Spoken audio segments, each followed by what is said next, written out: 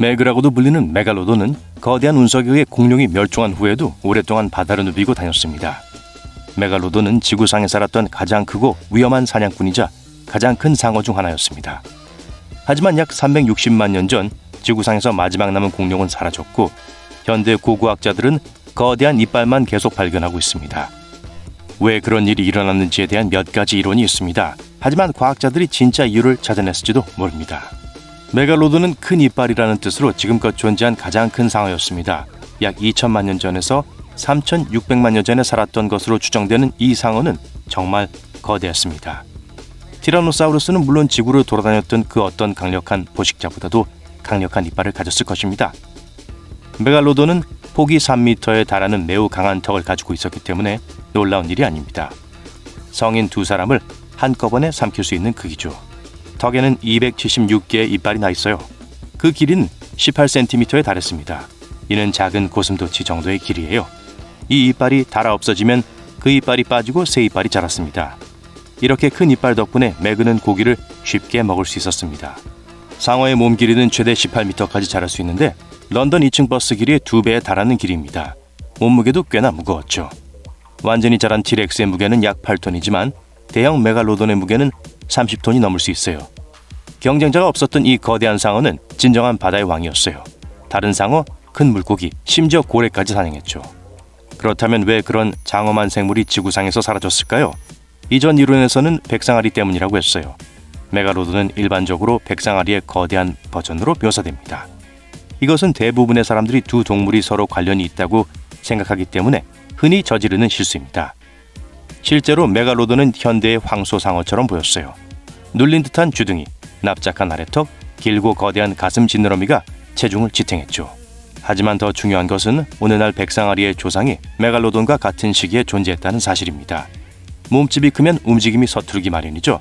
메갈로돈은 거대하고 강력했지만 작고 빠른 백상아리만큼 민첩하지는 못했습니다. 백상아리는 먹이를 놓고 메갈로돈과 경쟁할 수 있었고 민첩성 덕분에 더 성공적인 사냥꾼이 되기도 했습니다. 대놓고 메갈로돈과 싸울 수는 없었지만 충분히 빨라서 먹이를 훔칠 수 있었어요. 따라서 이 이론에 따르면 메갈로돈에게 남은 유일한 먹이는 고래와 똑같이 큰 해양 동물이었습니다. 다 자란 메갈로돈은 그런 짐승들을 쉽게 잡을 수 있었지만 새끼들은 부모보다 훨씬 작고 취약했습니다. 작은 상어들은 이 점을 이용했을까요? 거대 상어가 아직 어렸을 때 백상아리와 황소상어, 호랑이 상어의 먹이가 되었을 수도 있지 않을까요? 그 당시에도 백상아리의 몸 길이는 6m에 달했지만 메갈로돈 새끼는 확실히 더 작았습니다. 하지만 어린 메갈로돈과 작은 어른 상어 사이에 공개적인 대결이 없었더라도 메갈로돈 새끼는 성체가 될 때까지 먹이를 찾지 못했을 겁니다. 그 이유는 다른 상어들의 개체 수가 증가하면서 메갈로돈과 먹이를 두고 경쟁을 벌였기 때문입니다. 바다에 백상아리와 다른 상어들이 더 많이 나타날수록 어린 괴물 상어들이 먹을 수 있는 먹이는 줄어들었습니다. 결국 굶어 죽었을 거예요. 하지만 이는 메그가 멸종한 이유를 설명하는 이론 중 하나일 뿐입니다. 여기 또 다른 이론이 있습니다. 새로운 연구에 따르면 메그는 체온을 조절할 수 있는 온혈 포식자였을 가능성이 높다고 합니다. 이것이 메그가 시간이 지남에 따라 사라진 이유일 수 있습니다. 과학자들은 메갈로돈의 지하 범례양질의 동위 원소를 분석한 결과 메갈로돈이 주변 물의 온도보다 약 6도 정도 높은 체온을 쉽게 유지할 수 있다는 결론을 내렸습니다. 이러한 온도 차이는 메갈로돈과 같은 시기에 살았던 다른 상어보다 훨씬 더 큽니다. 이 고대 포식자가 온혈동물로 분류될 만큼 충분히 큰 차이죠. 오늘날 대부분의 물고기는 냉혈어입니다. 이들의 체온은 주변 물과 동일합니다. 하지만 악상어와 같은 일부 상어는 몸의 모든 부위의 온도를 주변 물보다 조금 더 따뜻하게 유지합니다. 상어는 근육에서 발생하는 열을 저장하기 때문에 완전히 온혈동물이라고 할 수 없습니다. 포유류의 체온은 시상하부라는 뇌의 특수 부위에 의해 조절됩니다.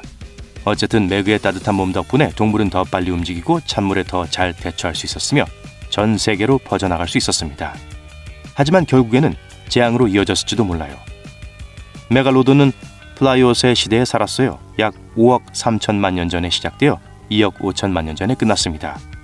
이 기간 동안 지구 냉각이 일어났습니다. 또한 해수면이 변화하여 메갈로돈이 살아남지 못했을 수도 있습니다. 포식자의 가장 큰 문제는 체온을 유지할 수 있는 에너지 수준을 유지하는 것이었습니다. 이를 위해서는 많은 양의 먹이를 먹어야 했습니다. 하지만 해양 생태계가 변화하는 시기에 백상아리와 같은 새로운 종과 경쟁하는 것은 쉽지 않은 일이었습니다. 이 가설이 사실이라면 매그가 체온을 유지하기 위해 사용해야 했던 에너지의 양이 멸종에 기여했을 수도 있습니다. 이 새로운 정보는 우리에게 매우 중요합니다. 현대 해양의 많은 해양 포식자들도 지속적인 기후 변화의 영향을 받을 수 있다는 것을 보여줍니다. 사람들이 매그를 본 적이 있다고 확신하는 사례가 여러 번 있었다는 걸 알고 있나요? 적어도 비슷한 초대형 괴물이었어요. 그리고 이러한 목격은 비교적 최근에 일어났습니다. 예를 들어 1916년 7월 미국 뉴저지 해안은 일련의 상어 공격에 겁에 질려 있었습니다. 수백 명의 피서객들이 물가에서 더위를 피하기 위하려고 애쓰던 폭염 속에서 벌어진 일이었어요. 사람들은 이 모든 혼란을 일으킨 범인을 일반 상어보다 훨씬 큰 거대 상어라고 묘사했습니다. 그 이후로 과학자들은 이 사고에 어떤 상어종이 관여했는지에 대해 논쟁을 벌였습니다. 가장 많이 추측되는 것은 황소상어와 백상아리입니다. 과다루페 섬에서 멀지 않은 태평양을 배회하는 거대한 상어의 사진이 1999년에 등장했습니다. 이 생명체의 별명은 딥블루였어요. 이 상어는 회색의 등과 흰색의 배를 구분하는 물결 무늬로 다른 상어와 구별할 수 있었습니다. 일부 사람들은 악명 높은 메갈로돈일 수 있다고 주장했지만 전문가들은 지금까지 발견된 백상아리 중 가장 큰 암컷 백상아리라는 결론을 내렸습니다. 수컷 백상아리의 평균 길이는 3.3에서 4m입니다. 암컷은 최대 4.5에서 5m까지로 더 큽니다. 하지만 딥블루는 길이가 6m가 넘었습니다. 사람들이 혼란스러워하는 것은 당연합니다. 마지막으로 딥블루는 멕시코 바하 캘리포니아의 서부 해안 근처에서 2013년에 발견되었습니다.